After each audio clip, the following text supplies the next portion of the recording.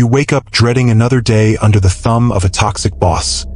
Someone who belittles you, micromanages your every move, and sucks the joy out of your work.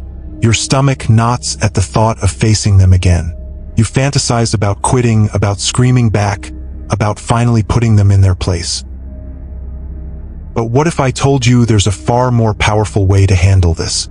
What if the answer isn't in rebellion or escape, but in a mindset shift so profound it renders their toxicity powerless over you? Marcus Aurelius, the philosopher king who ruled Rome amidst betrayal, war, and chaos, faced worse than a bad boss. He faced entire armies, scheming senators, and the weight of an empire. Yet he never lost his composure. How? Because he mastered the Stoic art of turning obstacles into fuel. And you can too. Let's be brutally honest. Your boss's behavior isn't the real problem. The real problem is your reaction to it.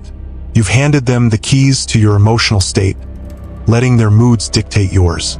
Marcus Aurelius wrote in Meditations, "You have power over your mind, not outside events. Realize this, and you will find strength." Think about that. Your boss's words only have the power you give them. Their tantrums only control you if you let them. Stoicism teaches that external events are indifferent. What matters is how you interpret them. So ask yourself, why are you allowing someone else's dysfunction to become your suffering?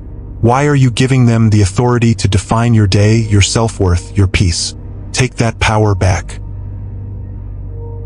Now, let's get tactical. The first Stoic rule for dealing with a toxic boss is a more fatty.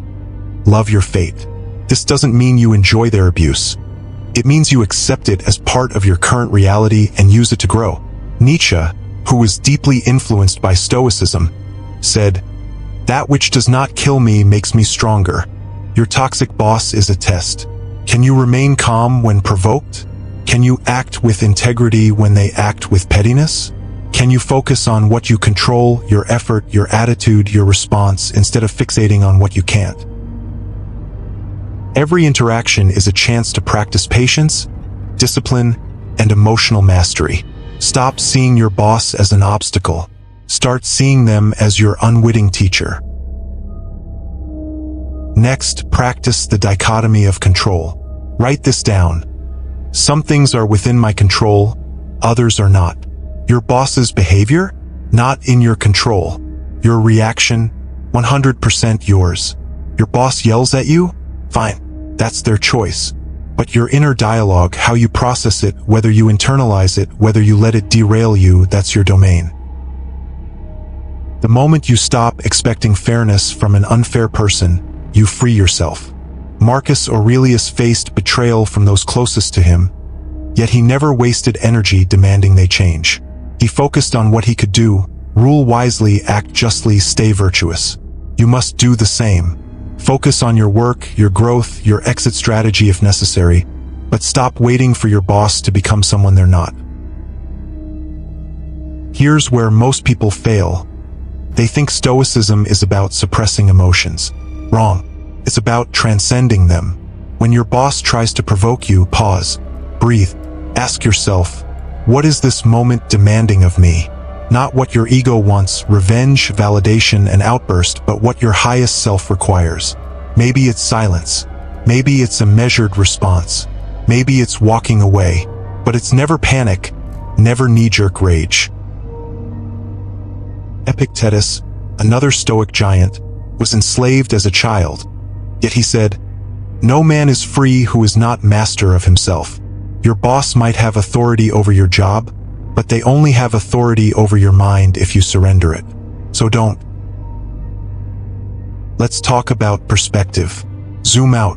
5 years from now, will this boss matter? Or will it be the skills you built, the resilience you forged, the dignity you maintained that define you? Marcus Aurelius wrote, "The impediment to action advances action. What stands in the way becomes the way." Your toxic boss is the fire that tempers your steel.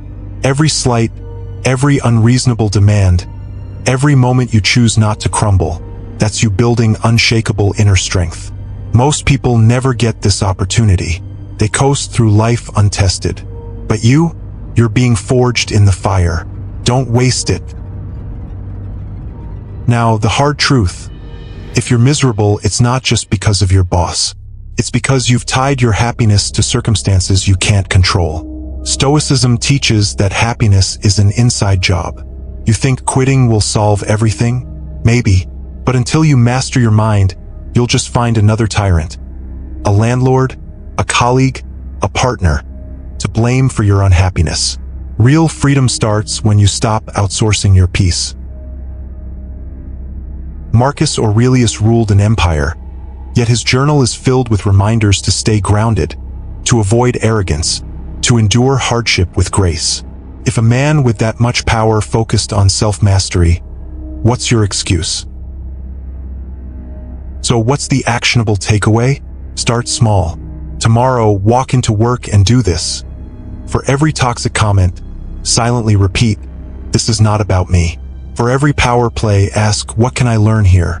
For every moment of frustration, breathe and focus only on what's in your hands. Document the nonsense, not to stew, but to detach. And most importantly, plan your exit if needed, but from a place of strength, not rage. Build your skills, network quietly, save money, and leave when it serves you, not because you're running away, but because you're moving towards something greater. The Stoics didn't avoid pain. They leaned into it. They didn't beg for easier lives. They begged to be stronger. Your toxic boss is a gift wrapped in sandpaper. Uncomfortable? Yes.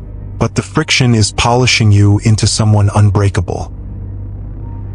So tonight, write down one thing you control in this situation.